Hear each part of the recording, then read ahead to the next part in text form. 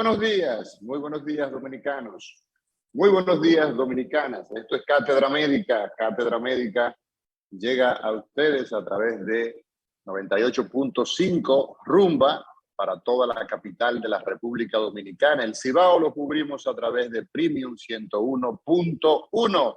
Hoy es martes 15 de marzo del año 2022. Buenos días, doctor Nelson Rodríguez Monegro, licenciada Lisania Salcedo, doctor Roberto Lafontaine.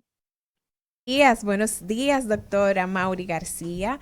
Nosotros complacidos de poder reencontrarnos nueva vez a través de esta plataforma. Recordar a quienes nos escuchan que estamos transmitiendo a través de Rumba 98.5 FM en la región del Cibao, a través de Premium 101.1 FM y pueden sintonizarnos también a través de la web www.rumba98.5fm.com.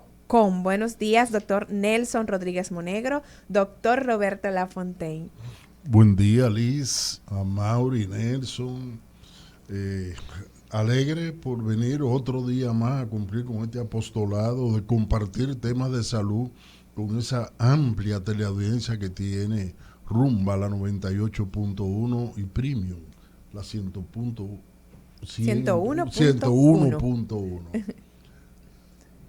Doctor Nelson Rodríguez Monegro, hola. Buenos días. Buenos días. ¿Cómo están todos?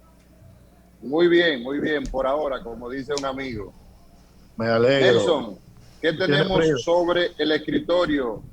El programa de ayer, muchas personas nos reportaron su satisfacción de ver, de escuchar un tema tan debatido.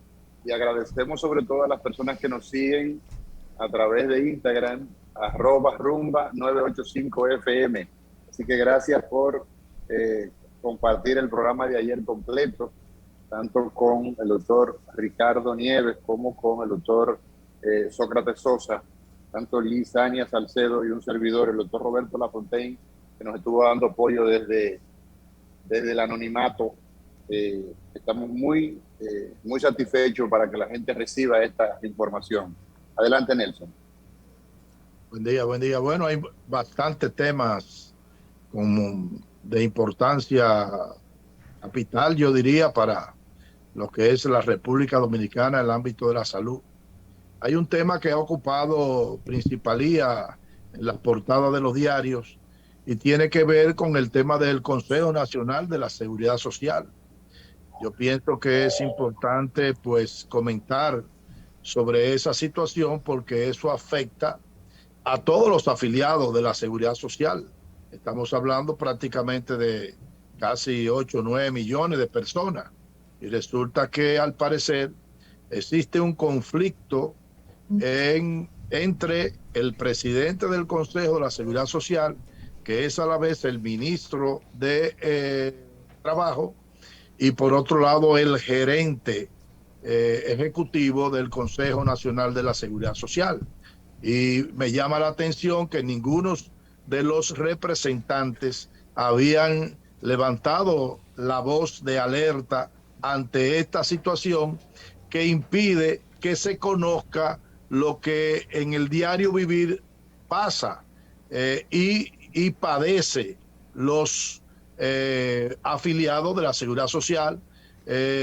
Tenemos dos temas sumamente importantes: el tema de las exclusiones, el tema de el prepago por atender emergencia en algunos centros privados de salud. Son temas que tienen que dirimirse ahí en ese consejo. Y por otro lado, pues el tema del descuento que han tenido el rendimiento de las cuentas privadas en el área de las pensiones y el tema de la capitalización individual.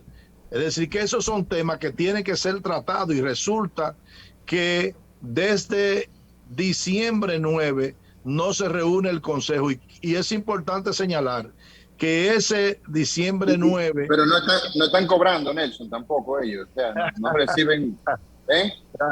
Claro, claro que siguen cobrando. Entonces, el tema, en diciembre 9 se reunieron para nombrar una comisión de intermediación entre esas dos personas, porque estamos hablando de personas, pero ni el sector sindical, ni el sector empresarial, y mucho menos el gubernamental, que son los tres importantes, y un grupo que yo siempre le he llamado de los no alineados, que son todos los otros representantes que están en el Consejo de la Seguridad Social, han dicho absolutamente nada. Y a mí me resulta muy extraño porque el gerente de la Seguridad Social o la gerencia no es un ente deliberativo. El deliberativo es el Consejo, del cual él es el secretario con derecho a voz, pero sin voto, de modo que él tiene que acogerse a las resoluciones emanadas del Consejo de la Seguridad Social, que, reitero, está presidido por el ministro de Trabajo. Me llama la atención también que el propio presidente no haya tomado carta en el asunto en una situación de singular importancia. Entonces yo creo que hay que presionar para que se dirima esas diferencias que pueden existir. Parece que los egos están muy hipertrofiados ahí y cada quien se considera batuta y constitución, y eso ha paralizado todo lo que tiene que ver con los problemas y sus soluciones en el ámbito del Consejo de la Seguridad Social. Por otro lado, también es de mucha importancia pues el estudio presentado ayer por la Asociación para el Desarrollo de la Salud en la República Dominicana, ADESA, que presentó una investigación que realizó respecto del desempeño del segundo nivel de atención. Estamos hablando de los hospitales municipales, provinciales, aunque ellos no lo mencionan. Entiendo que ahí están también lo que se llaman hospitales periféricos. Entonces ellos hicieron un levantamiento de información de 50 hospitales en todo el país de ese nivel de atención, y realizaron, reitero, encuesta de los actores, de médicos, de los directores, de los usuarios, en fin, y encontraron una serie de, llamémosles, debilidades en torno a, primero, el tema de la politización, cuestión que todos conocemos. Segundo, la precariedad de la inversión en ese nivel de atención.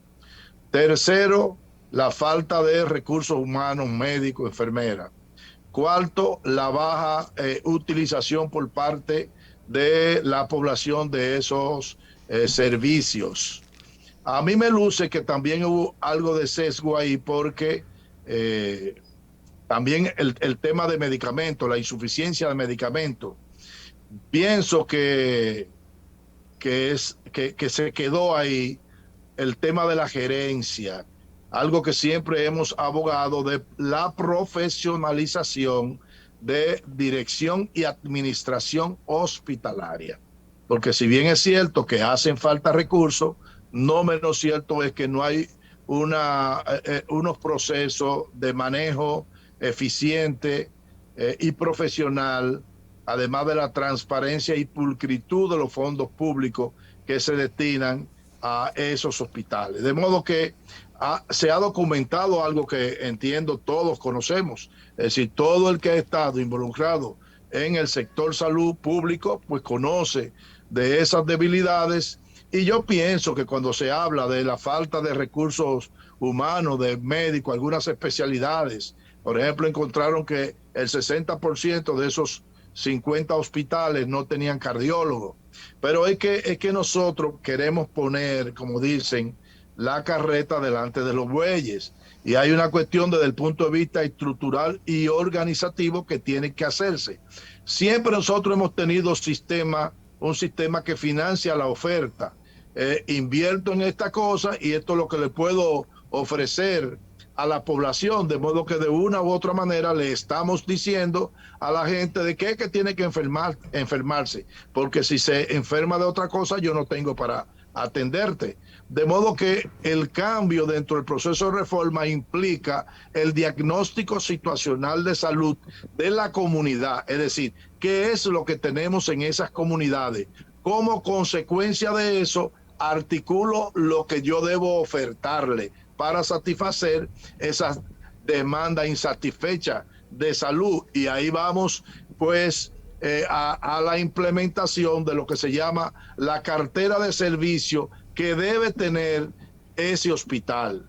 De modo que cuando yo digo que al hospital le hacen falta cardiólogos, le hacen falta ginecobstetra, pediatra, qué sé yo, neumólogo, pues lo hago en el entendimiento de que yo tengo una serie de afecciones que demandan ese recurso humano. Y hasta el momento nosotros no tenemos esa clasificación hospitalaria. ¿Por qué? Porque en los hospitales de segundo nivel, llámese municipales, distritales o periféricos, se entiende que lo que debe haber son las especialidades básicas. Estamos hablando de pediatra, ginecobstetra, médico internista, cirujanos generales, entre otras. Luego tú tienes un segundo nivel que, si bien no es cierto que son hospitales de tercer nivel, no menos cierto es que son hospitales que demandan de algún nivel superior de complejidad, como serían los hospitales provinciales, que deben darle en la constitución de las redes integradas de salud, deben ofertar servicios que no ofrece el hospital puramente de segundo nivel. Estamos hablando ahí de las subespecialidades: cardiología, neumología, endocrinología, reumatología, en fin, otro tipo de especialidades, porque usted me podrá decir a mí, bueno, pero en los hospitales municipales, en ninguno de los estudiados encontramos unidades de cuidado intensivo.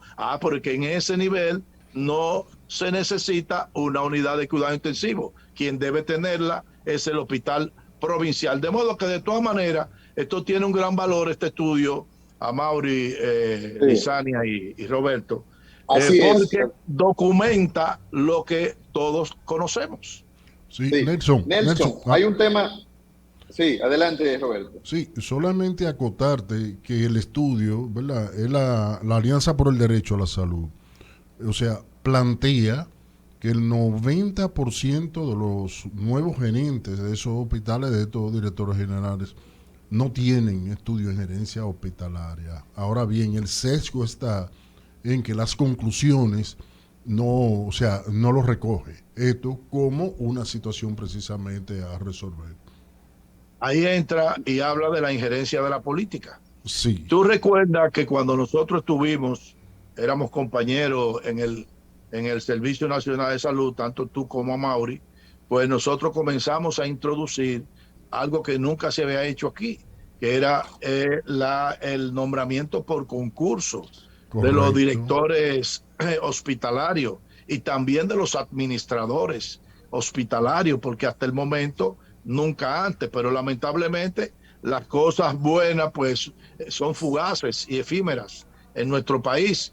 Solamente en la misma administración del mismo gobierno, con el cambio de titular, desapareció eso. Entonces tú dirás, bueno, el que sea por concurso no me asegura a mí que el que gane va a ser eficiente.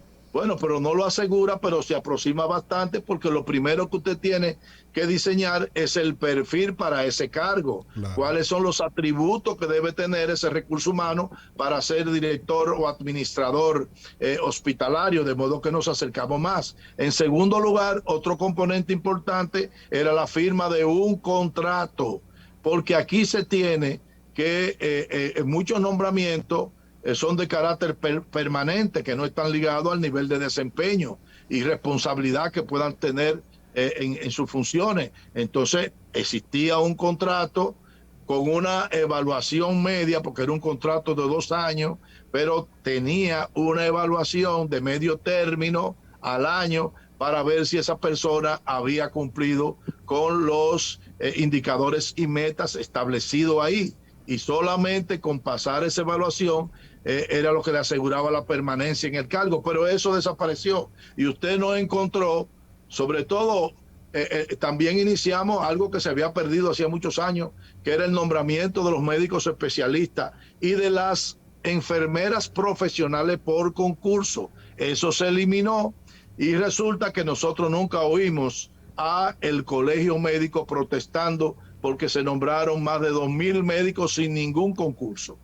¿Qué resulta? Y como conozco precisamente todas esas intríngulis que se dan, pues si al colegio médico le nombran las personas allegadas a ellos, entonces ellos no protestan, porque aquí se convierten en clanes. Son instituciones que de institucionalidad tienen poco, todo es a según, como dicen, todo es a la conveniencia. Si yo estoy dirigiendo un colegio médico de profesionales y resulta que la directiva, que tiene también demanda de empleo, le nombran alguno de esos, pues se hacen de la vista gorda y entonces en este caso el gobierno o las autoridades nombran, le abren la puerta para que nombren a todo el que quiera. Y entonces ahí vienen todos esos problemas porque son nombrados en la más de las veces, sobre todo en estos hospitales pequeños, por demanda del nivel político local, es decir, son ellos los que lo recomiendan y como consecuencia ese empleado no se siente que su jefe, su autoridad es el Servicio Nacional de Salud o es el director del hospital, sino que es el político el que canalizó ese nombramiento y en eso seguimos nosotros como el perro dando vueltas tratando de mordernos el rabo y no avanzamos. Bueno, Nelson Rodríguez Monegro, en el plano internacional tenemos que China, donde inicia la pandemia de COVID-19, pues vuelve a cerrar, a confinar, es la palabra, millones de seres humanos por brote de COVID. Y estamos hablando de que, por ejemplo, antes de ayer, el domingo pasado, se reportaron en 24 horas unos 3,000 y tantos contagios, casi 4,000. 3,939, exactamente. Exacto, prácticamente 4,000. Correcto, Lizaña. Estamos hablando de que en los últimos 24 meses ese número es el más alto. Entonces, la Comisión Nacional de Salud en China, pues, procedió a confinar una cantidad de 17 millones de personas. Y eso, evidentemente, que nos dice a nosotros mucho. Yo escuchaba ayer a un comunicador, decía que ya el COVID había desaparecido. Eso es peligroso, muy peligroso. Ciertamente la tendencia es a la baja y probablemente no volveremos a tener situaciones como en el pasado, pero ya vemos incluso en el día de ayer falleció una persona que había sido presidente de la el economista Frédéric Manzadeh. Exactamente, una persona que había sido presidente de la Fundación Global, Democracia y Desarrollo, con GLODE, y murió justamente a consecuencia de complicaciones de COVID. Entonces, yo creo que hay que prestarle atención al panorama internacional, porque en la República Dominicana definitivamente que todo parece que lo hemos dado por terminado, y eso es muy, muy peligroso, definitivamente. Hay algunas enfermedades, Nelson, que son enfermedades extrañas, raras, pero que se tornan difíciles y se empeoran, ¿no? Por tener dificultades para el tratamiento. Adelante, Lizaña. Vamos a ver. Así ¿Qué es. lo que dice? Sí, así es, doctor, tal cual usted indica, pues sale la información en el día de ayer de que manifiestan, presentan o advierten que las enfermedades raras están empeorando por la falta de acceso a los tratamientos. En Latinoamérica, las personas con enfermedades raras demoran hasta 8 años en obtener un diagnóstico, lo que provoca el agravamiento de esa enfermedad en un 36% de los casos, y sumado a ese diagnóstico tardío, pues hay una falta de apoyo en el tratamiento en un 35%. Esta información la arrojó un estudio realizado por la Alianza Latinoamericana de Enfermedades Raras o Poco Frecuentes. Así mismo Bueno, es. mira, Y finalmente, sí. Realmente eso tiene sus razones de ser. Las enfermedades raras, como su nombre lo dice, son enfermedades de presentación de poca incidencia y poca prevalencia en las poblaciones. Y desde el punto de vista legal, lo que se toman son los números absolutos. Y, por ejemplo, en Estados Unidos, una enfermedad rara es aquella donde existen en términos absolutos menos de 200,000 personas que padecen de esa enfermedad. Sabemos que Estados Unidos es una población de 3 millones, de más de 3 millones, de más de 300 millones de habitantes. Entonces, para ellos, enfermedad rara es enfermedad que afecta a menos de 200,000 personas. Sin embargo, tú tienes como Japón, donde enfermedad rara es aquella que tiene una presentación de uno o menos por cada 50,000 habitantes. Otro utiliza 2,000, otro 20,000. Y además de eso, le agregan algunos sistemas de salud, algunos países, el que sean enfermedades que carezcan de tratamiento o que no tengan tratamiento. De modo que, ¿cuál es la situación? Precisamente, primero, su dificultad en hacer el diagnóstico, porque son raras. Y como son raras, entonces, los estudios en cada uno de los países tienen tan pocos pacientes que hace difícil establecerlo y poder encontrar, digamos, un trabajo en conjunto, ya sería a escala planetaria para abordarlo. También no se hace fácil ese tipo de coordinación. Como consecuencia, no es algo atractivo para la farmacéutica invertir en investigación y desarrollo de medicamentos para tratar estas enfermedades. Por eso también se le llama enfermedades huérfanas, porque ni se investigan a profundidad y mucho menos se invierte dinero por parte de los que investigan. En estos casos, realmente son los estados que tienen que asumir las investigaciones de eso, porque nunca va a ser atractivo para las farmacéuticas, que son entidades comerciales dentro de la ciencia que buscan tener beneficios, utilidades, y son tan raras que evidentemente pues no se interesan en desarrollarla. Eso ocurre y está ocurriendo, creo que le comenté anteriormente, con el caso de el VIH en niños, como la transmisión vertical, es decir, de madre a hijo a través de la placenta, prácticamente con el tratamiento se ha ido desapareciendo, pues las farmacéuticas han ido dejando de fabricar medicamentos para tratar VIH en niños. Entonces hay una dificultad a nivel del mundo. Entonces, de lo que se trata es eso. Fíjate que son tan raras que el día de conmemorarla, para llamar la atención, es el 29 de febrero. Porque también el 29 de febrero es sumamente raro, cada 4 años.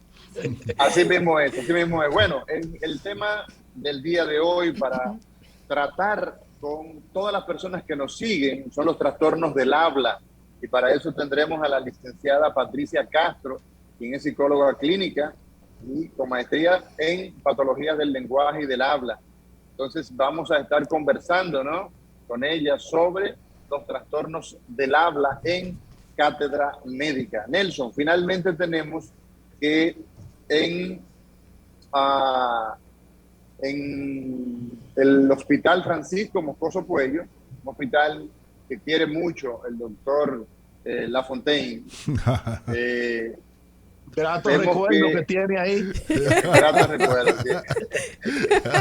Bueno, hay una preocupación porque hay unos pacientes que son tratados, hay un tipo de pacientes que son los llamados pacientes que, producto de la diabetes, pues tienen un trastorno importante en sus pies. Se llama a sí mismo pie diabético. Hay una clínica de pie diabético donde se le presta atención a estos pacientes. Y entonces hay preocupación entre los médicos que trabajan en esa unidad, porque dan cuenta que hay retraso en medicamentos que tienen la utilidad de regenerar la piel dañada en el caso de los pacientes con pie diabético. De manera que esto viene a través del programa de alto costo, es un programa que lo maneja el Ministerio de Salud Pública.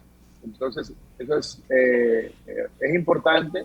Es una situación, escúchame, difícil que tiene que ver con planificación y logística. Fíjate que el programa de alto costo, ahora tienen un peloteo con ese programa. Tú sabes que ese era un programa que dependía directamente del despacho de él o la ministra de Salud. Así es. Entonces, posteriormente este gobierno lo pasó a Promese y entonces volvió de nuevo ahora a Salud Colectiva. Entonces, ¿de qué se trata? El ministerio. Exactamente. ¿De qué que se trata? Que hay desabastecimiento, y el desabastecimiento es por falta de planificación. Es decir, de qué es lo que se necesita, cuántos pacientes tenemos y cuál es la previsión de nuevos pacientes para el programa. Y no estoy hablando del pie diabético solamente, sino de todos los programas, porque también tienen dificultades los que tienen artritis reumatoidea, los que tienen problemas con factores de coagulación, en fin. Es un programa que tiene muchas dificultades. En lo que respecta al caso del pie diabético y la utilización de un medicamento de producción cubana, que si mal no recuerdo se llama el Herbert Pro, que es un medicamento que contribuye, ya ha demostrado científicamente, a todo lo que es la regeneración de la piel y recanalización vascular de las extremidades afectadas por la diabetes. Entonces, fíjate que ya supuestamente llegaron los medicamentos y lo tiene el ministerio, pero el ministerio lo tiene, si mal no recuerdo, como desde el día 6. Sin embargo, no llega todavía al Moscoso Puello. ¿Por qué? Porque hay un problema de logística. Entonces, yo creo que las autoridades tienen que centrarse en eso, porque lamentablemente si no aparecen los medicamentos, si las personas por falta del medicamento dejan de ir a buscar el servicio, esto le cuesta el pie. Es decir, estamos hablando de amputarle el pie, o le puede costar la vida si coge un proceso de infección y hace septicemia a partir de las lesiones que se desarrollan en los pies y las infecciones de la misma. De modo que uno quisiera que estas cosas no ocurrieran, pero seguimos con dificultad en eso. Y yo pienso también que el pasar a salud colectiva es un error. Salud colectiva es el viceministerio más importante que tiene el Ministerio de Salud Pública y que mayor, digamos, es la que maneja todo lo que tiene que ver con salud colectiva, con la epidemiología, con el tema de la participación comunitaria, con los programas prioritarios de salud, absolutamente con todo. Entonces, yo no sé si le van a adicionar un personal para que se dedique exclusivamente a eso o le va a complicar más su existencia. Bueno, Nelson Rodríguez Monegro desde Moca. Hoy tengo que despedir porque tengo que salir a hacer actividades hogareñas en la calle. Me deja la dueña de la casa, de ir al mercado, gracias, doctor. Gracias.